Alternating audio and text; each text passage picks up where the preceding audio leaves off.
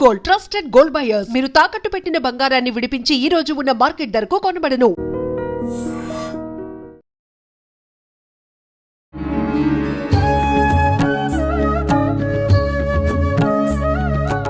నమస్కారం, welcome to I dream.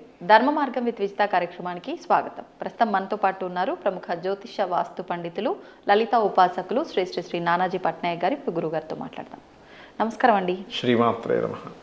గురుగారు, బంగారం ధరల గురించి మనం చాలాసార్లు మాట్లాడుకున్నాము. మీరు చెప్పారు ఒకేసారి అమాంతం పెరిగిపోతాయి, ఎప్పుడు తగ్గిపోతాయి కూడా అమాంతంగా అలా తగ్గిపోతాయి, చాలా మార్పులు అయితే ఉంటాయి అని చెప్పి.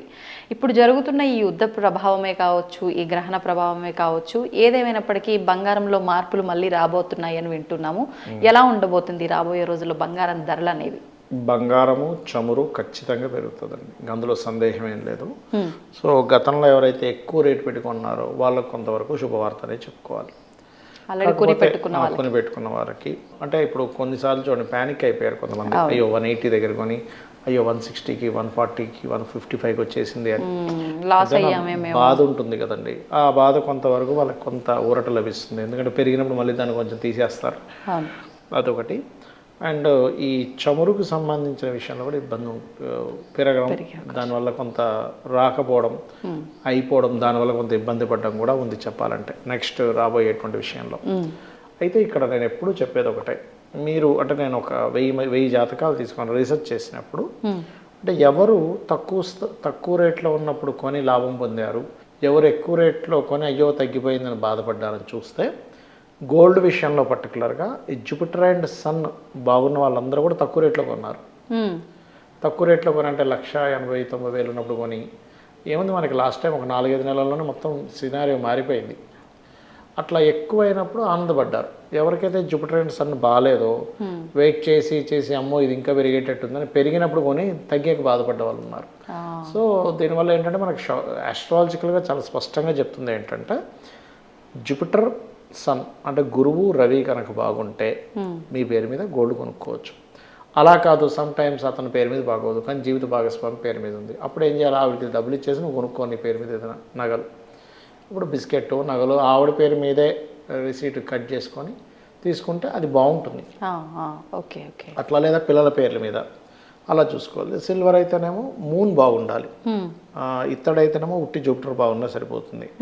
ల్యాండ్స్ కాపర్ లాంటి వాటి మీద అయితే ఖచ్చితంగా మార్స్ బాగుండాలి. ల్యాండ్ రేట్లు కూడా పెరిగే అవకాశం ఖచ్చితంగా పెరుగుతుందండి. ఇక్కడ నుంచి మీరు గమనిస్తే కనుక ఇంకా ఎట్లాంటి మార్పులు వస్తాయి అంటే దీని మూలంగా మీకు సాఫ్ట్వేర్ రిలేటెడ్ సంబంధించిన ఎంప్లాయీస్ ఎవరైతే ఉన్నారో ఈ ఏఐ ప్రభావం వల్ల ఉద్యోగాలు పోవడం వల్ల మీరు చూస్తున్నట్లయితే ఖచ్చితంగా ల్యాండ్ రేట్స్ పెరగడము, చాలామంది వ్యవసాయం వైపు వచ్చేసేయడము, అమ్మాయి ఇదే ఈ పని బాగుంది ఆ టెన్షన్ కంటే అని అనుకునేముంది 10 ఎకరాలు తీసుకొని సరిగ్గా దాన్ని సాగు చేసి సరిగ్గా దాన్ని ఇచ్చేసుకుంటే బోల్డన్ డబ్బులు వస్తాయి కదండి. అట్లా కాకపోతే ఏంటంటే రైతుది ఎప్పుడు కూడా ఒక లక్కీ లాటరీ లాంటిదే, ఎప్పుడు పోతుందో ఎప్పుడు వస్తుందో తెలియదు. కాకపోతే మనం దాని మీద సరైన అధ్యయనం చేసి ఇప్పుడంతా కూడా ఆర్గానిక్ వైపు వెళ్తుంది. అండ్ అట్లాగే నెక్స్ట్ ఏంటంటే నెక్స్ట్ సంవత్సరానికి ధాన్యాధిపతి యొక్క ప్రభావం కూడా ఎక్కువ ఉంటుంది. కాబట్టి ఏంటంటే ధాన్యం యొక్క బిజినెస్ పెరుగుతుంది, ధాన్యం యొక్క రేట్లు పెరుగుతాయి. అది కూడా మళ్ళీ వాళ్ళ గ్రహం అంటే ఇబ్బందులు ఎలా ఉన్నాయో దాన్ని బట్టే పండుతుంది. గ్రహణం ఒకటి ఉంటుంది, గ్రహాల ప్రభావం ఉంటుంది. ఈసారి ధాన్యాధిపతి బుధుడయ్యాడు. బుధుడైనప్పుడు ఏమవుతుందంటే దాని బిజినెస్ పెరుగుతుంది బాగా, బిజినెస్ పెరగడము, రేట్లు పెరగడము, ఇలాంటివన్నీ మనకి ఒక కమర్షియల్ పాయింట్ ఆఫ్ వ్యూ పెరగడం జరుగుతుంది.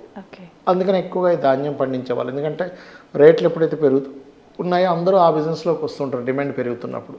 కాబట్టి అట్లాంటి బిజినెస్లు పెరగడం ఇట్లాంటివన్నీ కూడా ఉన్నాయి చెప్పాలంటే.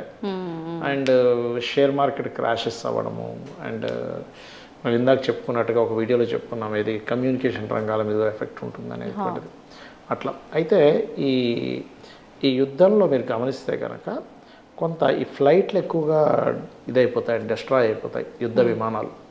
అయితే ఇవన్నీ ఒక కారణం అయితే గోల్డ్ అండ్ సిల్వర్ యొక్క ఈ యుద్ధం జరుగుతున్నంతసేపు పెరగడమే కానీ తగ్గడం మాత్రం ఉండదు, అందులో ఎటువంటి సందేహం లేదు. ఒకవేళ ఎక్కడైనా మధ్యలో ఒకసారి కొంచెం తగ్గినా మళ్ళీ పెరుగుతూనే ఉంటుంది.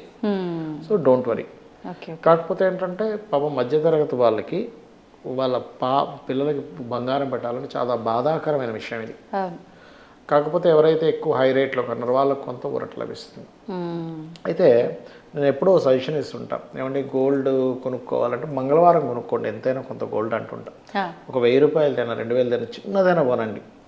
మీరు 100% నేను రాసిస్తాను, మీరు మీ జీవితంలో ఒక అబ్బాయి నా దగ్గర ఇంత బంగారం ఉందన్న సాటిస్ఫాక్షన్తో మీ లైఫ్ గడుపుతారు. మంగళవారం కనుక కొనడం మీరు ప్రారంభిస్తే ఎంతో కొంత ఒక 2-3 వేలదైనా, ఒక చిన్న కాసైనా, ఒక 5,000 చిన్న కాసైనా, చిన్నదైనా ఏదైనా తీసుకోండి, మీరే చూస్తారు. మంగళవారం కొనడం ప్రాక్టీస్ చేయండి, ఖచ్చితంగా మీకు అంటే మీ సంపాదన పెరుగుతుంది, మీ లైఫ్ అనేటువంటిది బాగుంటుంది. అలాగే తారా ఉపాసన చేస్తే కూడా బంగారం యొక్క ఇది వాళ్ళకి పెరుగుతుందండి. తారాదేవికి మీరు సహజంగా కూడా దశమహావిద్యల్లో తారా సాధన చేసిన వాళ్ళకంటే తారా స్థాయికి వెళ్ళిపోయి ఇంకా విపరీతమైన సాధనలో వెళ్ళిపోయిన వారికి అమ్మవారు స్వయంగా బంగారం ఇచ్చినవి కూడా ఉన్నాయి కొన్ని.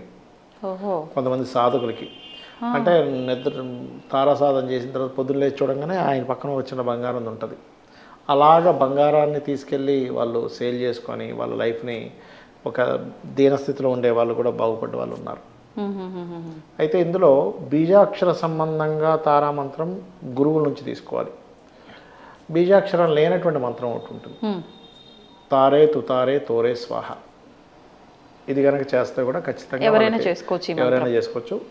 తారే తుతారే తోరే స్వాహ, తారే తుతారే తోరే స్వాహ అని చేసుకుంటూ ఉంటే తారాదేవి యొక్క అనుగ్రహం కలిగినప్పుడు ఏంటంటే నాటు బంగారం అనే కాదు, మన శక్తి, ఆలోచన శక్తి కానివ్వండి, ఆలోచన శక్తి, మన మెంటల్గా ఉండేటువంటి స్ట్రెస్ అనేది తగ్గుతుంది. అండ్ అలాగే వీళ్ళకి జ్ఞానం ఎక్కువగా పెరుగుతూ ఉంటుంది. అదేవిధంగా విద్యా సంబంధించిన విషయాల్లో బాగా రాణించగలుగుతారు. అండ్ ఈ గోల్డ్ సంబంధించినటువంటిది కూడా మంచి రావడం జరుగుతుంది. చెప్పాలంటే గురుబలం పెరుగుతుంది ముఖ్యంగా మనకి. ఎందుకంటే జన్మజాతకంలో ఏ గ్రహం ఎలా ఉన్నా కూడా గురుబలం ఉంటే అన్ని సిద్ధిస్తాయండి, దేవతా బలం ఉన్నట్టే. సో తారా ఉపాసనలో గురుబలం బాగా పెరుగుతుంది. వాళ్ళు గోల్డ్ ఇది కూడా వాళ్ళకి లైఫ్లో మంచి స్టేజ్కి వెళ్తారు గోల్డ్ పరంగా కూడా. అంటే ఎంత వీలైతే అన్నిసార్లు చేసుకుంటూనే ఉండాలి, సంఖ్యతో సంబంధం లేదు. సంఖ్యతో సంబంధం ఉండకూడదండి. ఇప్పుడు ఒక ఎగ్జాంపుల్ మీకు ఒక చిన్న, ఇప్పుడంటే పెద్ద పిల్లలు అయి ఉంటారు, చిన్నగా ఉన్నప్పుడు మీరు ఇక్కడ బయటికి వెళ్తే మీరు అనుక్షణం ఆలోచిస్తూ ఉంటారు బెడ్ కోసం, ఏం చేస్తుందో మా పాప, ఏం చేస్తుందో, అప్పుడు నిద్రపోయిందేమో అని ఫోన్ చేసి కనుక్కుంటారు మీ మదర్ ఒకళ్ళు ఇంట్లో ఉంటే కనుక, లేకపోతే ఏం చేస్తుంది పడుకుందా అంటే మీ ధ్యాస ఎప్పుడు అటువైపు ఎలా ఉంటుందో, ఒక చంటి పిల్ల మీద తల్లి ధ్యాస ఎప్పుడైతే ఉంటుందో అలాగే ఒక భక్తుడి యొక్క ఆలోచన ఎంతసేపు అమ్మవారి మీద ఉండాలి, అప్పుడు ఆటోమేటిక్గా కనెక్ట్ అయిపోతుంది. ఇప్పుడు తారా సాధన అంటే దశమహావిద్యలు కూడా అందరూ చేయడానికి వీల్లేదని చెప్పి మనం చాలాసార్లు మాట్లాడుకున్నాము. మరి ఇప్పుడు అంటే బీజాక్షరం లేదు కాబట్టి ఇది చెయ్యొచ్చు అంటున్నారు, నియమాలు ఏమన్నా విశేషంగా పాటించాలంటే? ఒకటేనండి, దశమహావిద్యలు అందరూ చేయకూడదని కాదు, చేసే పద్ధతిలో చేయాలి. మంచి గురువు దగ్గర తీసుకోవాలి మంత్రాన్ని. ఇప్పుడు బీజాక్షరాలు లేనటువంటి చేయొచ్చు. అయితే ఇది ఎట్లాగా, ఎప్పుడైనా సరే ఒకటే ఒక నియమబద్ధంగా రోజు 1 గంట సేపు కూర్చుంటా జపమాలు తీసుకొని అనే దాంతో మీరు అంటే ఇక్కడ భక్తి భావన మోస్ట్ ఇంపార్టెంట్. మీరు ఏ భావంతో చేస్తున్నారు. ఇప్పుడు ఒక మంత్రం మీరు ఎగ్జాంపుల్ ఆ కెమెరామెన్ అతని పేరు ఏదో ఉంటుంది సంథింగ్, అతని పేరు అలా ఉన్నప్పుడు అతన్ని మనం పిలుస్తున్నప్పుడు ఇంత దూరంలో ఉన్నప్పుడు దానికంటే ఒక సౌండ్ ఉంటుంది.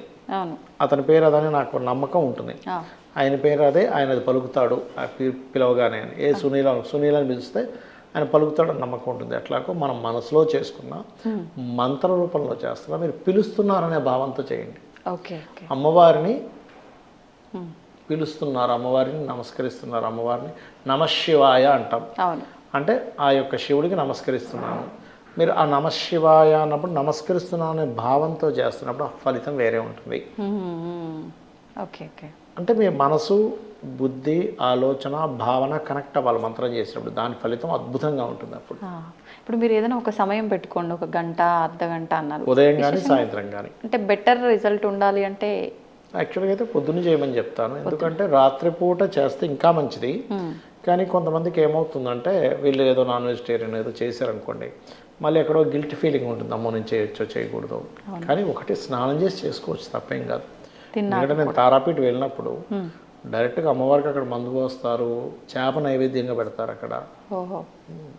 కాబట్టి ఇక్కడ ఏంటంటే భగవంతుడు నువ్వేం తింటున్నావు అని కాదు, నీ మైండ్, నీ మనసు ఎలా ఉంది, పక్కవాడికి హాని కలిగించేలా నువ్వు ఉన్నావా, భగవంతుడు మెచ్చుకోడు. పక్కవాడికి ఉపయోగపడేలాగా ఉన్నావా, భగవంతుడికి సంబంధం లేదా ఇక్కడ ఆటోమేటిక్గా సపోర్ట్ ఉంటుంది. ఓకే.